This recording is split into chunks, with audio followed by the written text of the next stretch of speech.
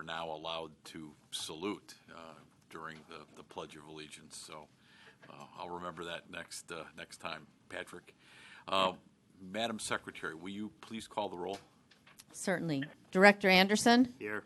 Director Colson? Here. Director DeWitt? Here. Director Durante? Here. Director Frega? Director Fuentes? Here. Director Higgins? Here.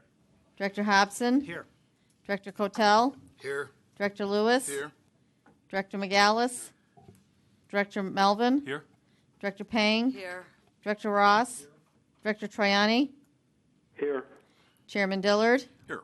We have a quorum of 16 present with nobody absent. Thank you. And I know Director Trowney's under the weather, and Doug, I appreciate you hooking up with us by phone. And Director Fuentes, thank you very much. And Phil, when you get back to Chicago, work with our staff on the ROI on the new computer system to possibly come.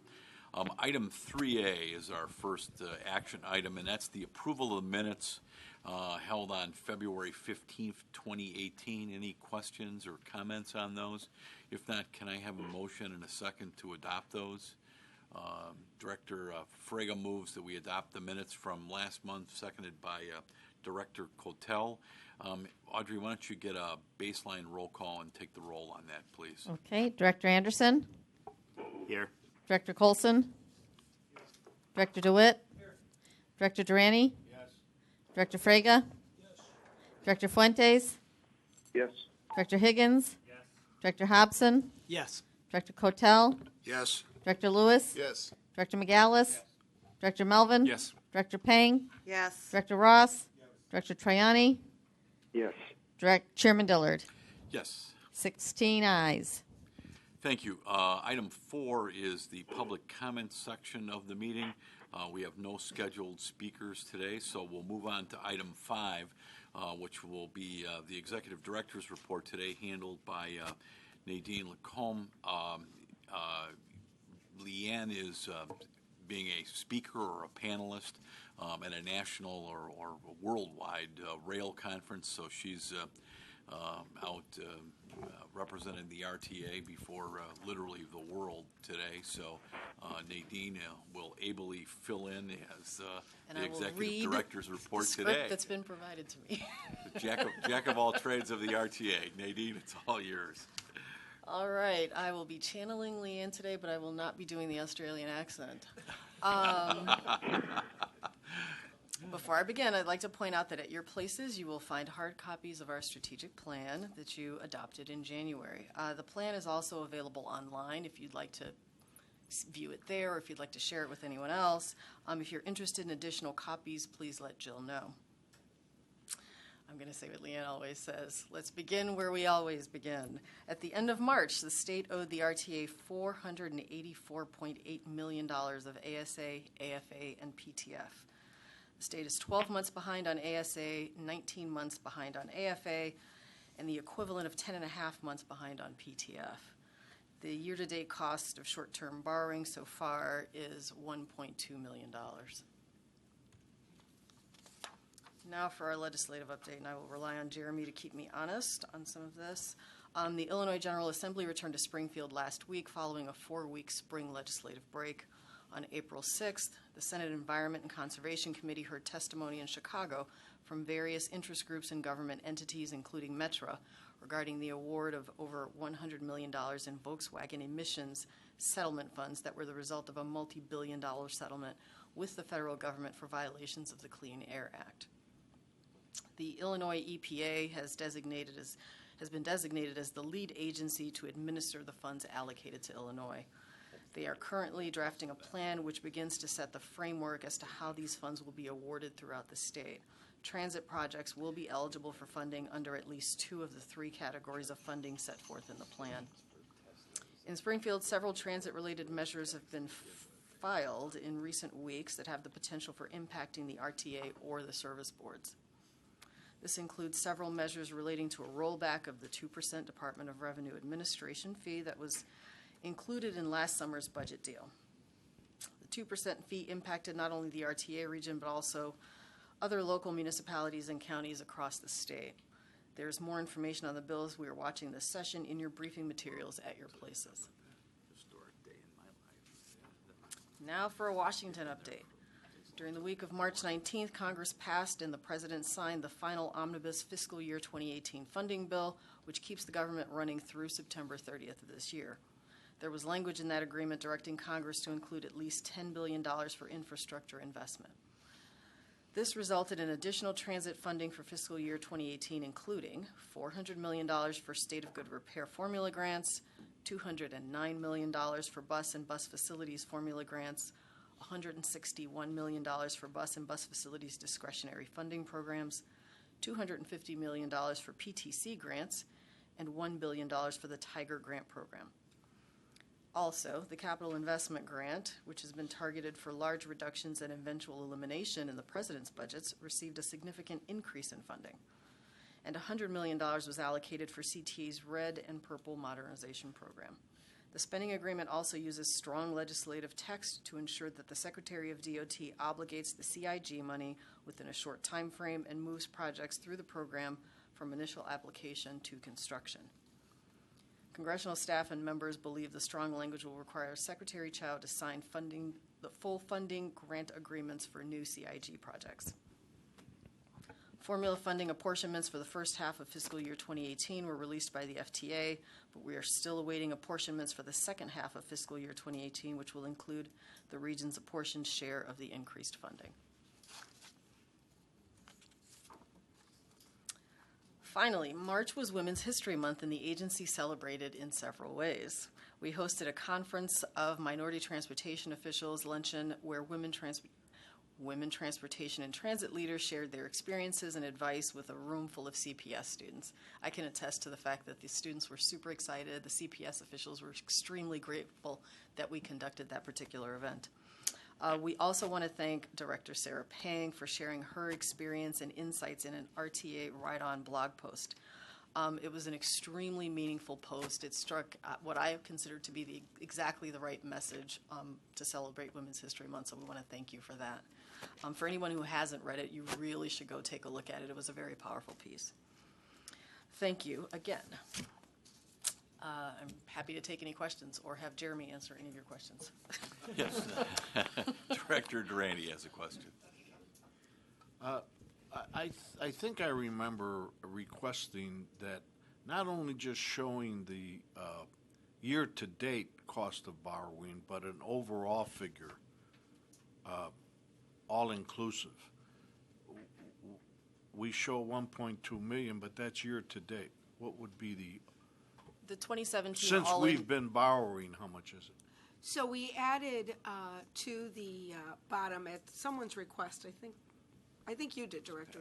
We added the 2017 annual costs, the 5.7 million, it's at the bottom. And it would be less than that for the prior years because we never had the full amount. So we're going to carry the prior year, the whole year, and then you'll add that to the year-to-date. Okay, so is it 5.7 Plus the 1.2? Okay. And that's just 2 years.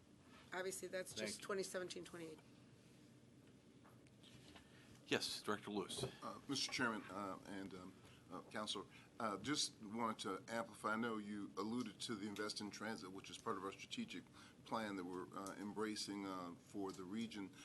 Just to express a sentiment, first of all, a compliment and a sentiment that we continue to collaborate and cooperate with other agencies. I know the county is very, very interested in making sure that they are leveraging what becomes scarcer and scarcer dollars that come from whether it be the state or the Fed through collaboration and cooperation to make sure there's not redundancy. So I know on behalf of President Preckwinkle, that's one of the major strategic objectives that she has. So I'm very encouraged to see that we're doing that, and would just like to say that I hope we continue to do it because it really does make for a better outcome for all residents of our community, and it makes for a better outcome for public transit. I don't know if Jeremy wants to speak to it, but I think there's a bill pending that's going to give the county more control over certain funds that possibly could benefit the region. Yeah, I'll just speak briefly to it. There is a bill out there that would allow counties and municipalities to use their share of the statewide gas tax for purposes other than just roads and bridges. So that would include mass transit. So that's out there pending. Super. Any other questions? Thank you, Nadine, very much. Item 6 is the approval of a consent item or consent items as they appear on the board agenda. These are 6A, the ordinance authorizing the quarterly capital amendment, 6B, the ordinance authorizing the issuance of the $150 million in RTA working cash notes, 6C is the ordinance authorizing the issuance up to $150 million of 30-year general obligation bonds, and 6D, an ordinance authorizing contracts. That one's actually off, so 6D is off. So it's 6A, B, and C. Can I have a motion on those three? We We heard do in C committee earlier. separately, do you mind? You want to do them Yes, separately? please. C, Sure. C in particular, yeah. Absolutely. So how about a motion on 6A and 6B? Director DeWitt moves we approve ordinances 6A and 6B, seconded by Director Melvin. Is there leave for the attendance roll call on 6A and 6B? Leave. Seeing no Leave. objection, thank you. The phone- 16 ayes, no absent. Super. Those are approved. Now, on 6C, Director Melvin, you want to make a point on 6C? Yeah, the only point I want to make is that is the same one as before. We've talked about this several times. I mean, I think something like this belongs at the service boards where they've got the leverage to control things and respond to things. You witnessed the sort of brief, agonizing conversation that Chairman McGallis had with Jeremy about the $150 million notes. That's what happens when you've got debt that you've got to respond to. When the debt's not yours, you don't have to respond to it. I think it properly belongs at the service boards where they have a chance to respond to it, where they have to put it on their books and they've got to watch it. When you're dealing with things like the declining sales tax revenue, declining ridership, all of those things belong at the service boards, and so does this debt. So I've said it before. It's the same thing as before. Thank you. Thank you, though. Thank you. I completely understand that, and I know my predecessor, if he were here, and I just saw Director Gates, would say, that's all well and good, but we borrow at a lower interest rate than probably the service boards do. So life is a balancing act. Mr. Chairman, if I may, I think CTA's got the same rating as the RTA. Is that correct? Is it? They didn't at one point. I don't think they recently had ratings done. We both got dropped from stable, remember, Yes, one yeah, notch. But just to be clear, the CTA is very supportive of this. They need the capital money. I mean, Jeremy's very supportive of this, and they've already programmed it. And like all of them, well, especially CTA, I mean, they've leveraged already their borrowing capacity, so they need this capital money. Understood. Yeah. Thank you.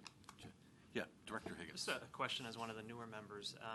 Are the service boards ever invited to come make the pitch as to why they need this capital, or do they conceive that as having been a part of the budget process and it was already approved?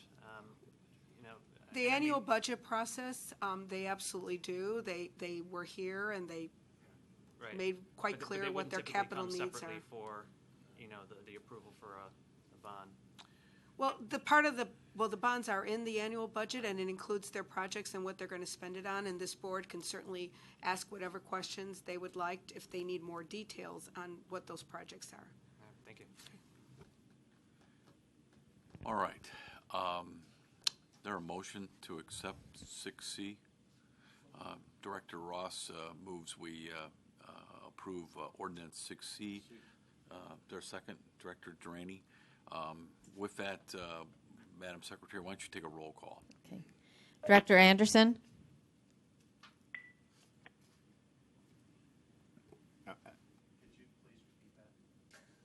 Director Anderson?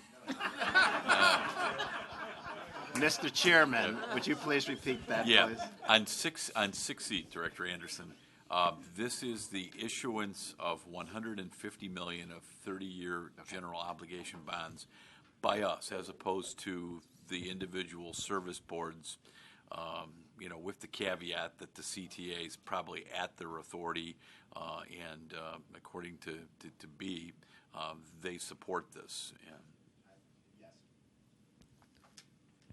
That's your. Okay, so that's yeah. Director Colson? Yes. Director DeWitt? Yes. Director Durante? Yes. Director Frega? Yes. Director Fuentes? Yes. Director Higgins? No. Director Hobson? Yes. Director Cotel? Yes. Director Lewis? Yes. Director McGallis? Director Melvin? No. Director Pang? Yes. Director Ross? Director Troiani? Yes. Chairman Dillard? Yes, I'm an aye. 14 ayes and 2 nays. Great. That will- Motion carries. Thank you, and I appreciate the comments of the members. I completely understand. Item 7 is the approval of the contract and expenditures as they appear on the board agenda. The first one is 7A, which is an ordinance authorizing a contract for Amazon Web Services. Anybody have any comment on the staff on this one? It's just for our. And then 7B are travel expenses for board members and staff. Any questions on those? If not, how about a motion to approve 7A and 7B? Is there a motion? Moved by Director Lewis, seconded by Director Pang. Is there leave for the attendance roll call on those? Leave. Seeing no objection or hearing no objection, leave is granted. Thank 16 you. ayes. Thank you.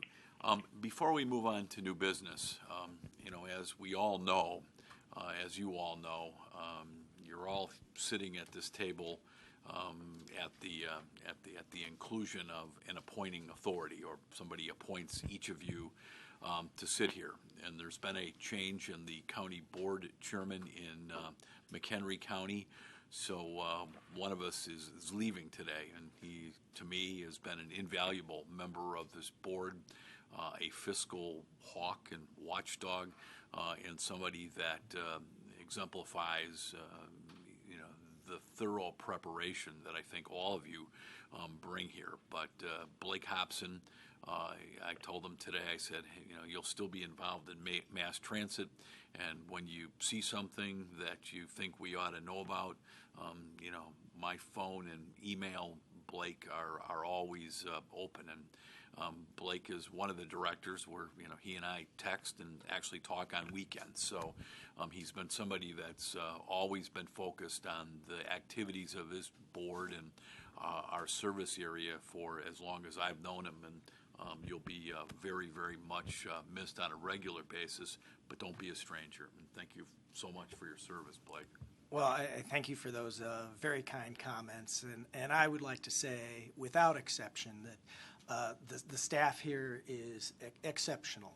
I've enjoyed working with each and every one here. They've been fantastically supportive, very welcoming, just a terrific group of people. And the board here, some of the most professional people. I've felt inadequate many a times knowing the resume of many of the people sitting around the table here. It's been an extreme pleasure to work with each and every one of the people here, and it's been a privilege and an honor to serve on this board. So thank you very much. Thank you, Blake, and you've done it very, very well. We really appreciate your service.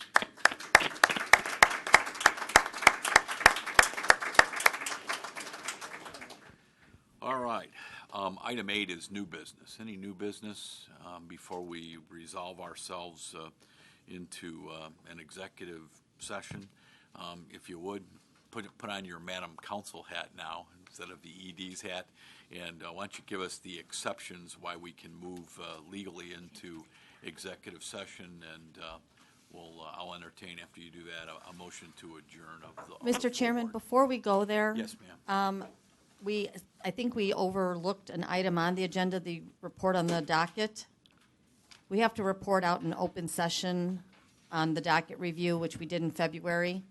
It's a perfunctory matter. Yeah, I'll it's- just read the statement. Go ahead. We're only required by statute Thank you. to memorialize the fact that we did that in closed session at the last meeting.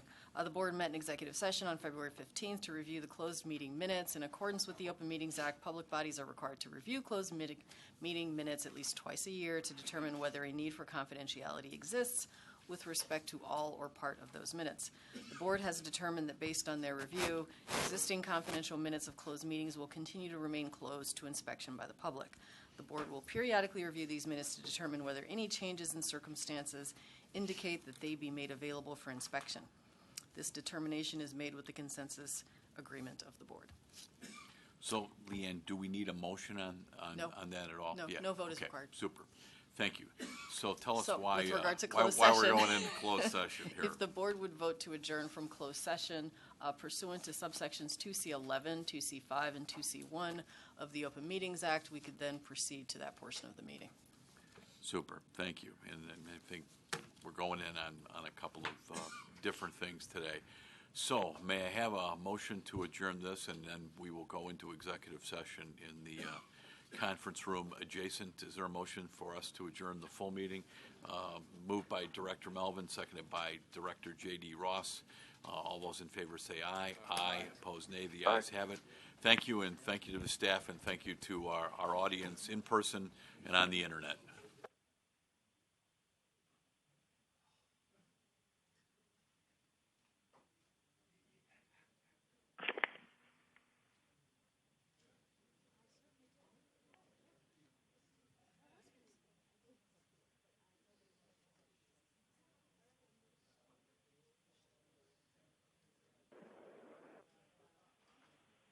Phil Fuentes.